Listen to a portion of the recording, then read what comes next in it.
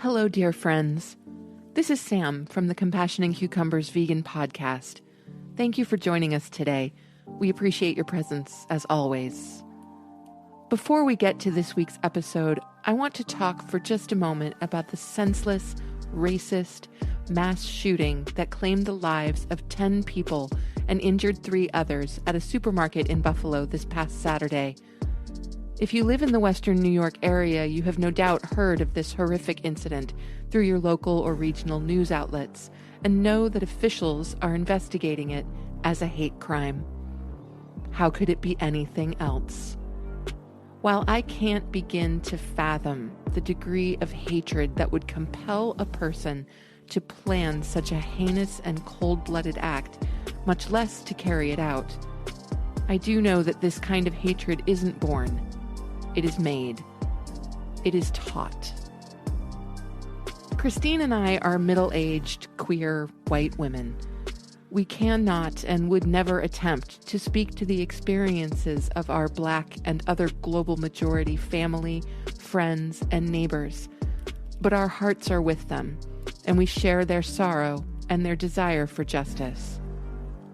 Finally, I hope you'll all share this moment with us as we honor those who tragically and needlessly lost their lives in this shooting. Celestine Chaney, Roberta A. Drury, Andre McNeil, Catherine Massey, Margus D. Morrison, Deacon Hayward Patterson,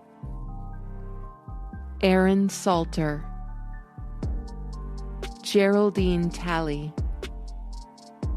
Ruth Whitfield, and Pearlie Young.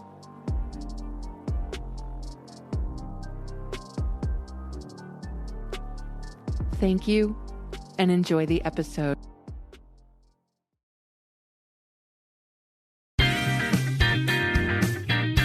Hello, and welcome to episode 35 of the Compassion and Cucumbers podcast. I'm Christine. And I'm Sam. I wanted to thank Sam for her wonderful tribute and memorial to the lives that were lost during the recent racist, horrific shooting that took place in Buffalo. It makes it hard for us to just, go on with life as usual, business as usual, when something like this has happened in our community. So absolutely. I hope you can all understand that we are forging ahead, but not forgetting. No, of course not. And to any of you who may have lost friends or family, loved ones in this incident, please know that our hearts are with you and we stand with you. And we hope that the perpetrator is brought to justice. Absolutely. Yes. If there is any justice. Yeah. And that is frequently a question, unfortunately. Yeah. Yeah. So, but that's another podcast and another topic altogether. That is definitely another show altogether. Yeah. So beyond that, this week we continued our vegan cookbook challenge. We sure did. And I guess we'll just jump into that. Here is this week's Vegan Cookbook Challenge recipe of the week.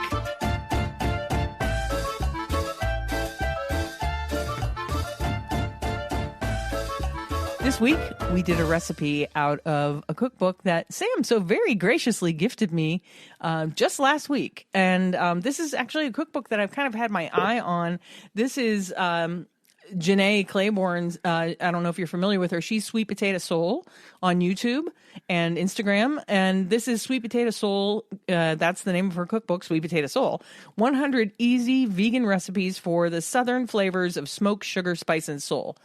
And Janae is actually one of those creators that was with us early in our vegan journey. Yes. We watched a lot of her videos in the beginning. We sure did. Love her energy and her honesty in her absolutely. videos, and her videos of, oh my god, over the years it's so polished now. Yeah. And actually I think right now she's taking a break due to some home renovations or something that's happening. She's renovating her kitchen. That's exciting. So she's taking a break from YouTube, but she is still posting like shorts on Instagram and on her socials and whatnot. But yeah, if you're not familiar with her yet, definitely check her out. Her videos are fantastic, and she's just delightful. Yeah, and her recipes are all very scrumptious looking, and you want to make everything that she makes. So you should definitely check out her channel. It's Sweet Potato Soul on YouTube. And of course, we've only tried the one recipe that Christine made us for out of her dinner book, this evening, yes. but it does make me want to try the rest of them right now. Yeah, so this week I made Janae's spicy fried cauliflower chicken.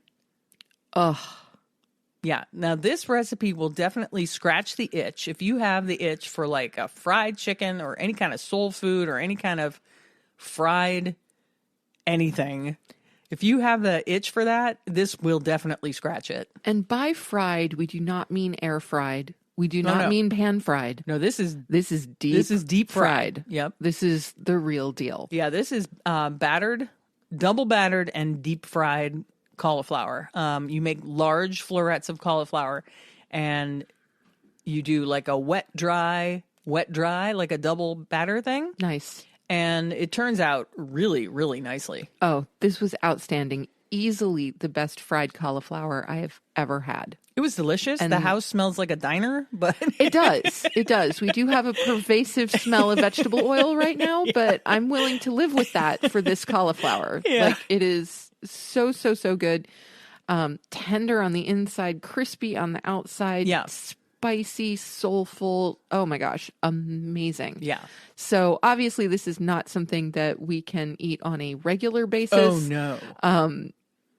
Just because of the oil involved. Yeah. But I mean, come on, it's deep fried. It's deep fried, right. And we don't often have deep fried foods, but this was incredible. And it is very, very well worth the process. Yeah, of deep frying. I could see totally making this recipe if you wanted to do like a full soul food thing. This recipe would go great with some mac and cheese and some collard greens. Yeah, it would be like fantastic. It would be amazing. Yeah. I made the recipe and then wanted to do something really light on the side, so I made a tabbouleh, which I mean, that might be a strange combination for some people, but it's a cold bulgur salad. A cold grain salad, right. Yeah.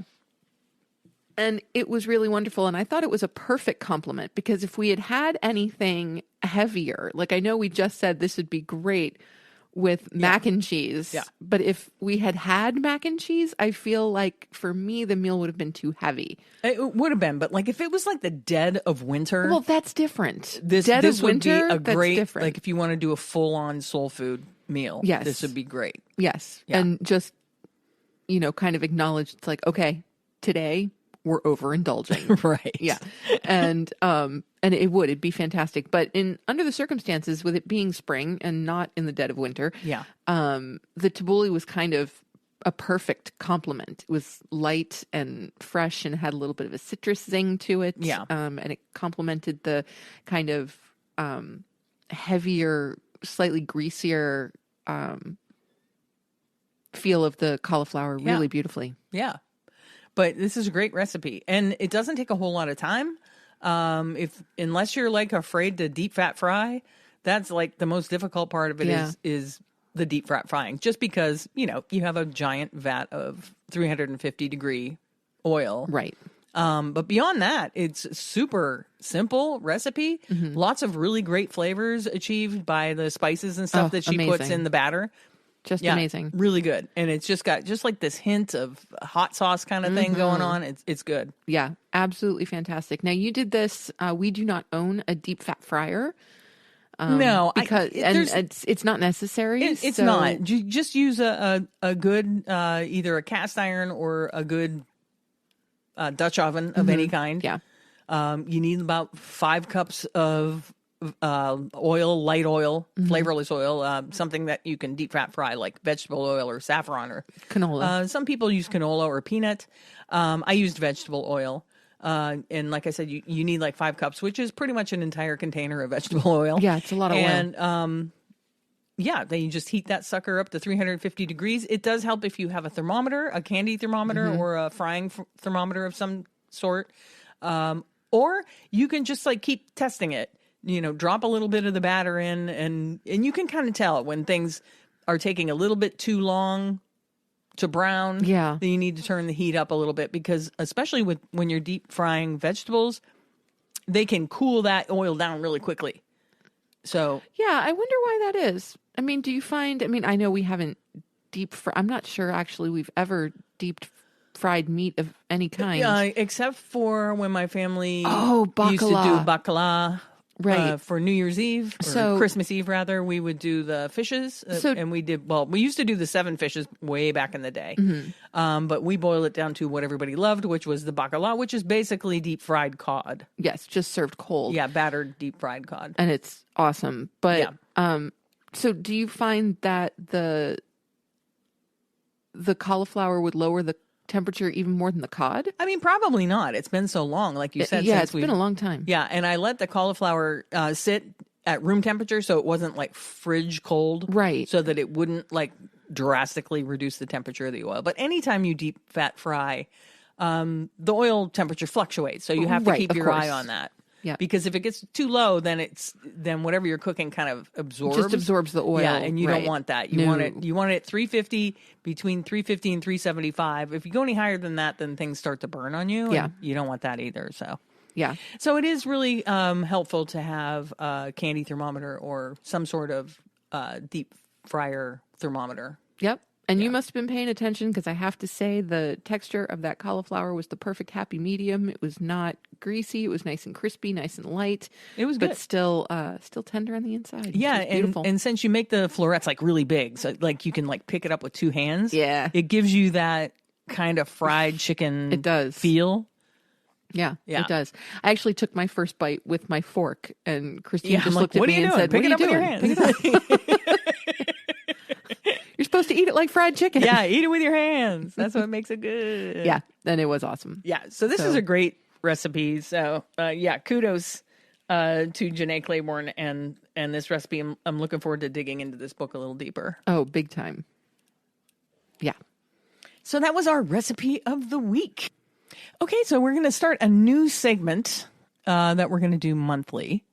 And I haven't really come up with a name for this segment, but right now we're just calling it... These are a few of our favorite orgs. Favorite orgs. Orgs you should support, organizations that we feel could use your support, or that you should at least look into to see what they're doing. Right. And by support, we don't necessarily mean financial support, though if you are able to support them financially, that's great. But also places that could use volunteers, or you could perhaps consider starting a chapter in your neck of the woods, that kind of a thing. So there are many, many ways to do this. It doesn't necessarily have to be about money. Yeah. And so we're going to start this series kind of locally and then kind of branch out as we go along. Yeah. And I figure like every time we do it, we'll do 1 or 2. So Sounds today good. we're going to talk about 2 organizations that you probably already have heard us talk about, but I can't say enough about. Yep. The first of which is Mockingbird Farms Animal Sanctuary. Yes. We would love for everybody to support, if you can, in any way, Mockingbird Farms Animal Sanctuary. You can become a patron. You can go to their website. You can look at the pictures of the animals. You can reach out to them about possibly coming out to see the animals and find out a little bit more about what they do there. You can be a patron of theirs for like $1 a month. Yep. And you'll get videos of like behind the scenes stuff, which are great. Oh, they're amazing. Yeah, you can watch John go around and feed all the animals. Today he was building a giant sandbox, as he said, which was basically like spreading sand out for all the animals to enjoy. Nice. And they do so many good things. I mean, I want to just let you know a little bit about what they're all about. Their mission is to provide lifetime sanctuary to farmed animals with donations solely benefiting direct animal care. Their values are compassionate vegan environment, promoting kindness and ethical treatment of animals in a mutually beneficial environment. And their goals are to rescue abused, surrendered, and or neglected farmed animals and provide community resources for living a compassionate vegan lifestyle. And they do it well. They do. Their farm is nestled in the small town of Byron, New York, and has become a place of refuge for all human and non-human beings who step foot on the farm.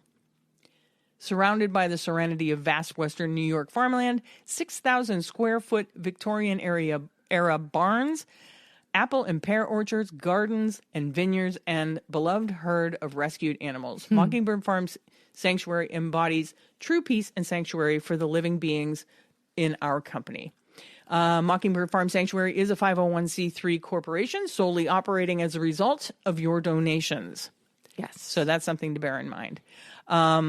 They don't do anything for profit. They are completely nonprofit.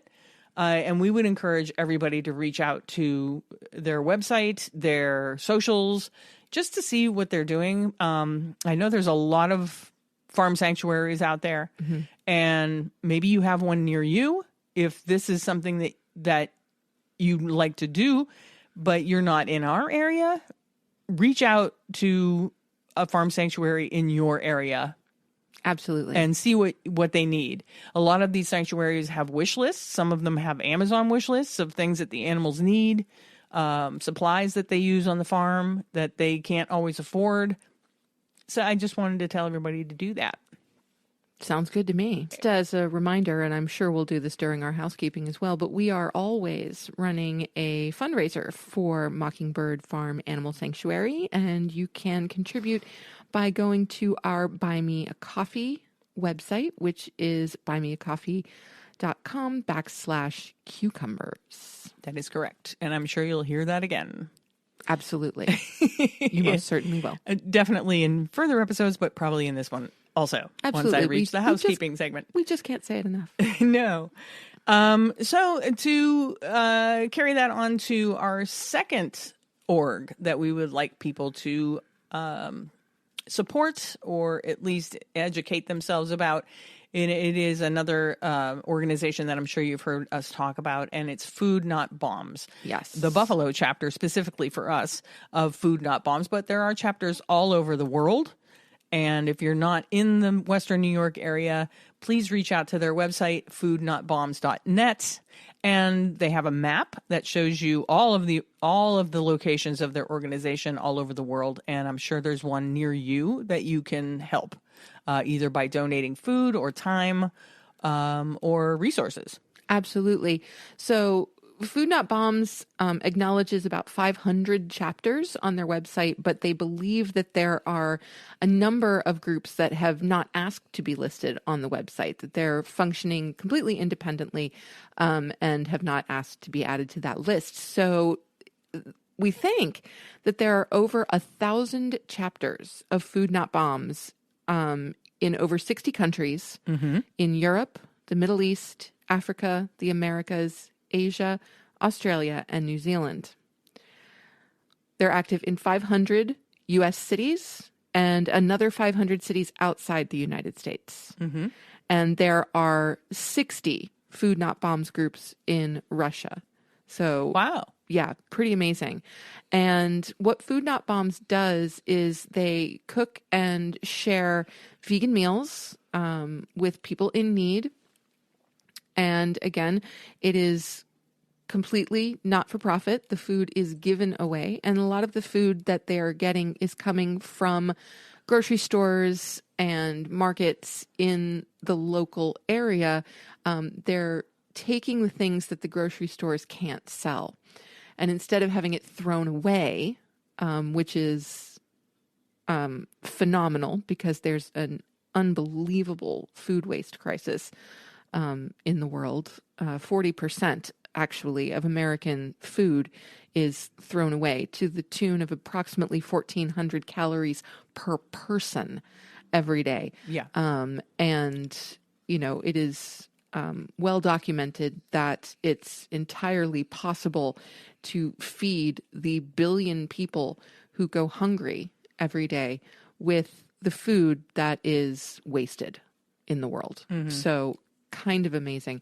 So they take this food that would otherwise be thrown out and turn it into delicious vegan meals that they then share with those in need. And they're absolutely fabulous. I know we talked about them last week because I'm kind of on a kick. I would love to start a chapter of Food Not Bombs. We have to get that going. Yeah, we do. And we will need some support for that, because I was looking on the map of where the Food Not Bombs organizations in our area are, and there's kind of a desert between Buffalo and Pittsburgh. There's not one in our area. There's not one in Erie, Pennsylvania that we're aware of. So I think we could, jump in and fill that need for our immediate area. But Agreed. we would definitely need some more hands to help out. So Yeah. And one thing about Food Not Bombs that is kind of near and dear to me is that they were started as kind of a no nukes group. yeah. And anybody that's in my family, if you're out there listening, thank you, family. We were also heavily involved in trying to prevent the opening and operation of the Perry nuclear plant, which is in Ohio, back in the 80s. We had a big group of people that were, trying to stop that plant from functioning. Unfortunately, money talks and whatever. So some of our work was kind of unheard, but we did what we could. And so Food Not Bombs is a little near and dear to me, more near and dear to me now that I know that they were started as a no nukes group. They started in 1980 to stop the Seabrook nuclear power station, which is just north of Boston in New Hampshire in the United States. The people that started Food Not Bombs share their first full meal outside the Federal Reserve Bank on March 26, 1981, during the stockholders meeting of the Bank of Boston to protest the exploitation of capitalism and investment in the nuclear industry. There you go. So that's how it started. There were 8 people that founded Food Not Bombs, really just in protest of money being funneled into the nuclear power industry. Yeah. Their names are, because I think that you should know who they are, their names are Joe Swanson, Mira Brown, Susan Eaton, Brian Feigenbaum, Jesse Constable, Amy Rothstein, and Keith McHenry. They're founders of the 195 Harvard Street, Cambridge, Massachusetts, Food Not Bombs chapter. So if you're in the Boston area, look them up. Yeah, so how they got started was one of their friends, Brian Feigelbaum, was arrested at the May 24th occupation attempt of the Seabrook nuclear power station, and they needed to raise money for his legal expenses, so they started holding bake sales outside of the student union and in Harvard Square. They didn't raise much money, and they had a moving company called Smooth Move, and they moved a family that was throwing out a poster that said, "Wouldn't it be a beautiful day if the schools had all the money they needed and the Air Force had to hold a bake sale to buy a bomber?"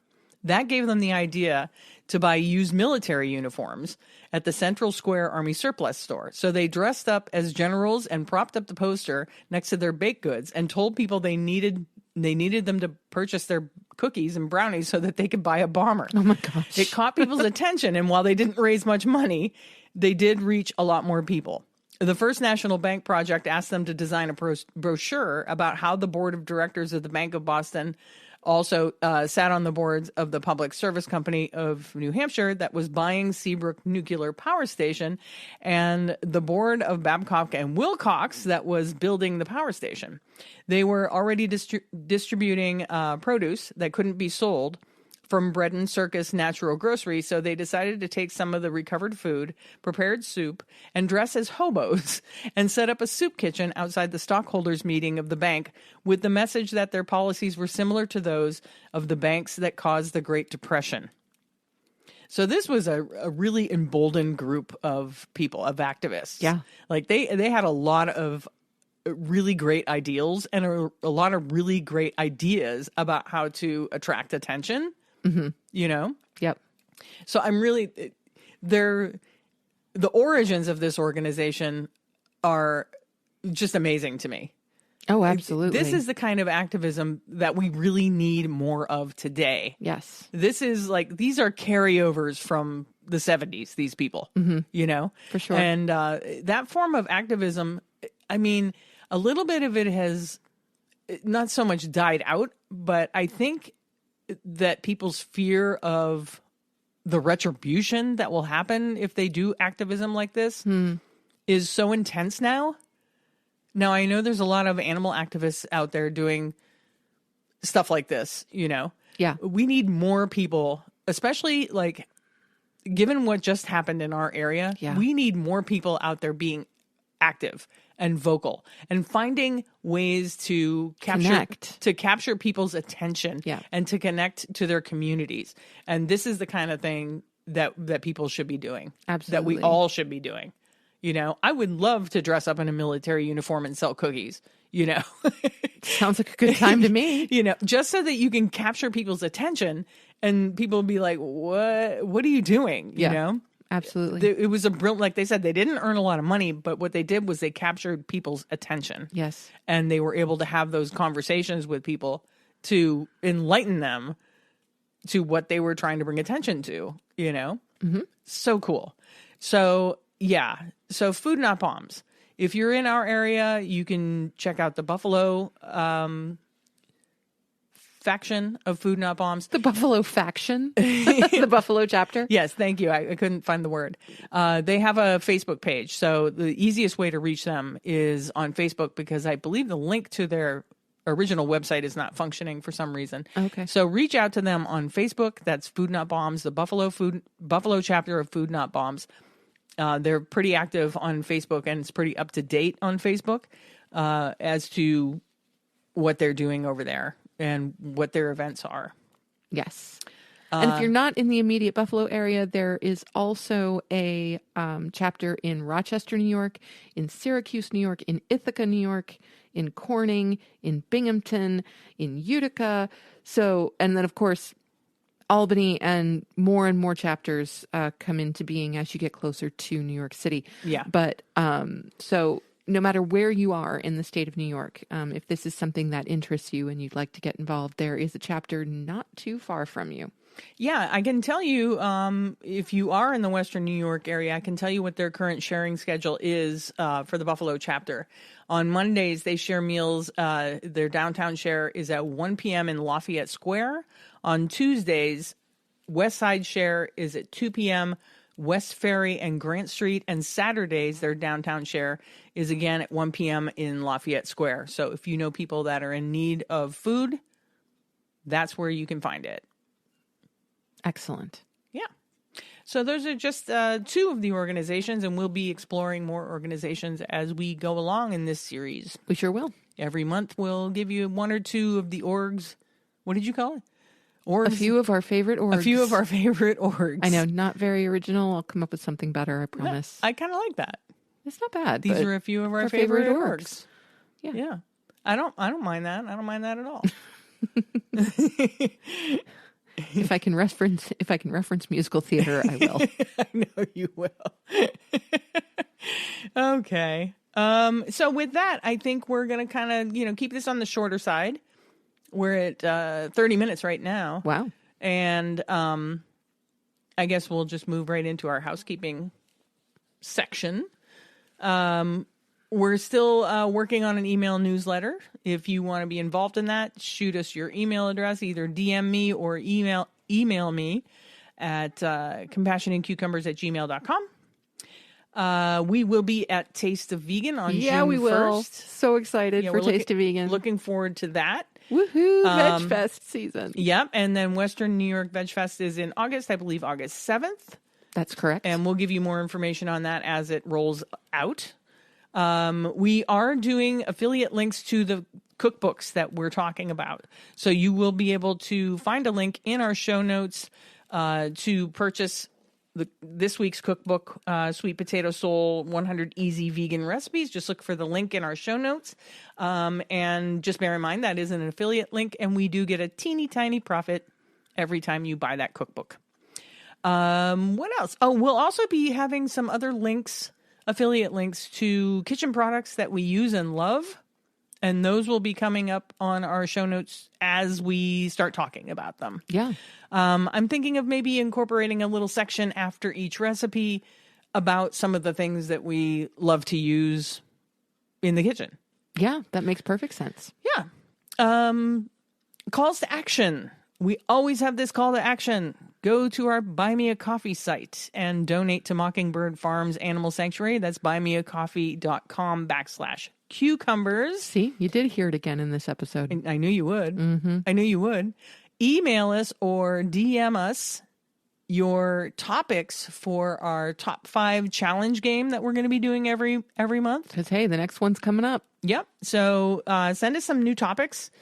Also send us any kind of topics that you want us to touch on in the podcast. Anything you think that we need to be talking about. Things that you've heard that you think that we need to explore. Go ahead and email us at compassionatecucumbers@gmail.com and let us know. You can send cookbook recommendations also to our email, or DM me any cookbook recommendations, or if you know somebody that's written a cookbook or an ebook or anything like that, let me know. I would love to shout them out and try out their recipes. I already told you, you can get this week's cookbook through our affiliate link in the show notes, and you can get tickets to Taste of Vegan right now. Go to their website. It's at Western New York Veg Fest. Not sure. It might be .org. Isn't it WNY Veg Fest? Yes, it's WNY Veg Fest. So just Google WNY Veg Fest and you can get tickets to Taste of Vegan, which is a fundraiser for Western New York Veg Fest, which takes place in August. Yes. And we hope to see a lot of you that are listening there. That'd be awesome. And if you do see us there, make sure you come up and talk to us. Tell us you've listened to the podcast, and we'll give you a sticker. That's right. Or something, a button. Sticker, a button, a magnet. A hug. A hug. Oh, hugs are good. Yeah. Hugs are definitely good. Yeah, we could all use a hug right now. And if you're not sure who we are, just look for the 2 people with the cucumber earrings. Yes. Thank you so much to Plant Posse for sending us these cucumber earrings. They're so cute. And I've actually reached out to her and asked her, maybe we can, if we're going to be vending at Veg Fests and whatever, maybe working something out and getting those earrings to make them available to everybody else. Oh, that's awesome. Yeah, they're really cute. Check out, it's Plant Posse. Mm-hmm. So Plant Posse art. It's not just cucumbers. She's got every vegetable. veg imaginable. Yeah, and she has a whole new line coming out. They're all like they're handmade wood. They're hand painted. It's beautiful stuff. Awesome. She's got a lot of really great stuff on her site, so check her out. Definitely. And I think that might be it. Do I have anything else to share? Oh, I didn't give you a kitchen tip this week. I also want to include a kitchen tip. Okay. You go right ahead. Do you have one off the top of your head? I have a kitchen tip because I did this today. Okay. If you have wooden spoons or spatulas. I love wooden spoons. Yes. Always remember every once in a while, and I do this not often enough. You should do it like maybe once a month. To take your wooden spoons out and season them with olive oil or a mineral oil or some sort of oil so that they don't dry out and crack. So kind of the same way you do with a cutting board. Yes. Huh. Yeah. So I did that today with all my wooden spoons. You did? Yep. Go you. So that's your kitchen tip of the day. I did not know. And in the future, I will include the kitchen tip back with the kitchen stuff where it belongs. It is where it belongs. Yeah. But I think that's it. We're going to wrap this here episode up. Please, everybody, take care of yourselves. Hug your families. Yes. Hug your families. Hug your community. Do what you can for the Buffalo community right now. There are a lot of links out there that you can check out to help the community right now. Because that grocery store is currently closed and will be closed for some time pending the investigation. There are shuttles that are taking people to other grocery stores.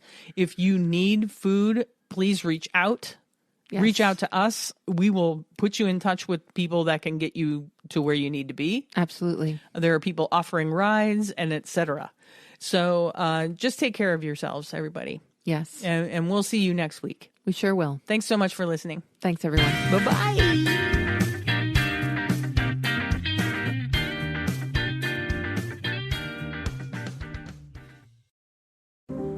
If you'd like to support the Compassion in Cucumbers podcast, you can go to buymeacoffee.com/cucumbers and buy us a cup of coffee.